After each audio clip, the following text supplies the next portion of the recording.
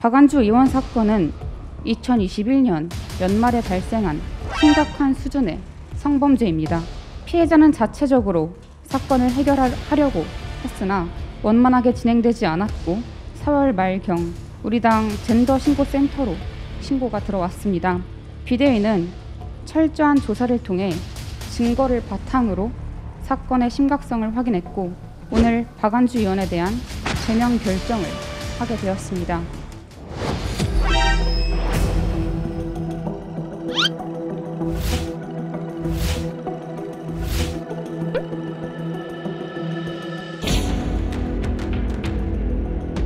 자세한 내막에 대해서는 그 피해자에 대한 2차 가해 우려 그리고 피해자를 보호하기 위해서 상세 내용을 밝히지 않는 거에 대해서 이해 부탁드리겠습니다.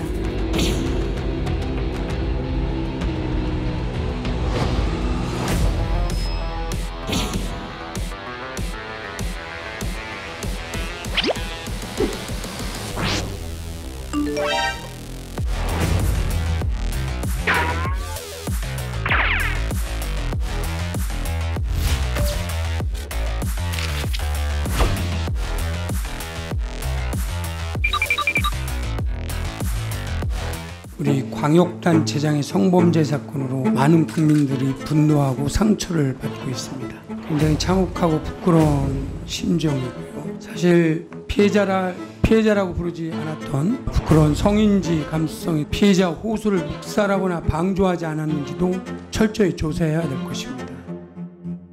야당 시절 우리는 누군가의 성폭력, 성비위 문제에 대해 누구보다도 강력하게 비판하고 엄격한 기준을 들이댔습니다. 하지만 정작 당사자가 된 우리는 피해자를 향한 제대로 된 사과도 부족했고 2차 가해를 막는 적극적 조치도 취하지 못했습니다.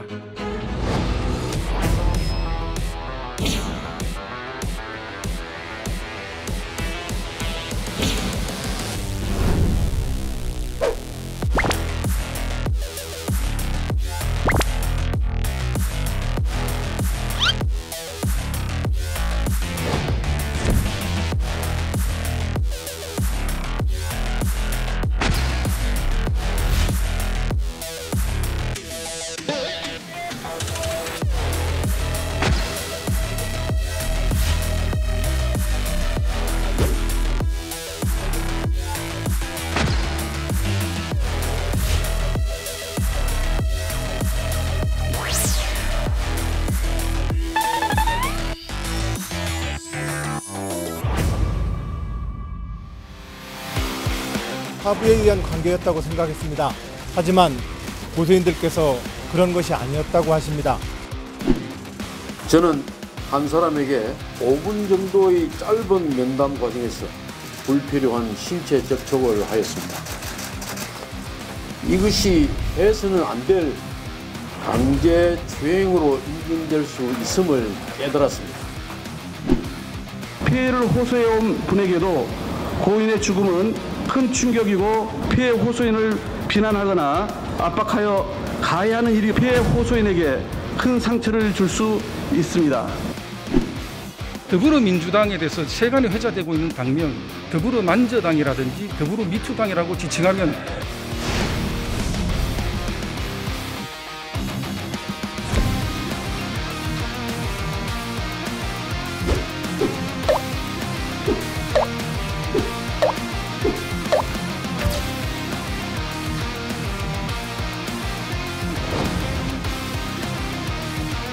어떠한 변명의 여지도 없습니다. 감히 용서를 구할 엄두도 나지 않습니다. 국민께서 내리시는 질타와 비판을 반성하는 마음으로 받겠습니다. 모든 것이 민주당의 잘못이고 저희들의 책임입니다.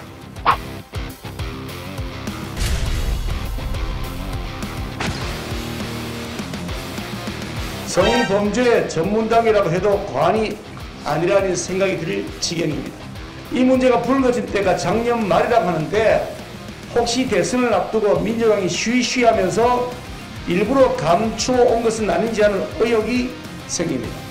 민주당 내에는 아직 더 큰 게 남아있다는 말이 돌 정도로 제보가 끊임없이 이어지고 있다고 합니다. 민주당은 진실을 말하는 용기 있는 입을 틀어막는 시도를 멈춰야 할 것입니다. 제명 처분은 당원 자격에 관한 것일 뿐 국회의원직에 대한 처분이 될 수 없습니다. 따라서 국회 윤리특위 제소를 통해 성비위 국회의원에 대한 실질적인 책임을 더불어민주당이 책임있게 물을 것을 촉구합니다. 윤리특위 제소 없는 제명은 꼬리 자르기, 자기 책임 회피입니다.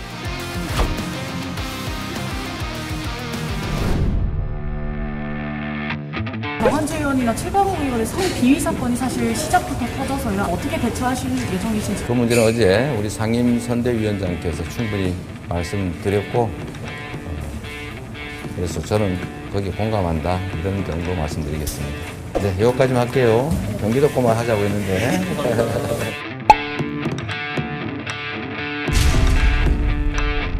국민의힘 이준석 당대표는 성상납과 증거인멸 의혹을 받고 있습니다. 그런데 징계 절차를 지방선거 이후로 미루기로 했다고 합니다. 민주당은 그나마 수술 중이지만 국민의힘은 지금도 숨기는 중입니다.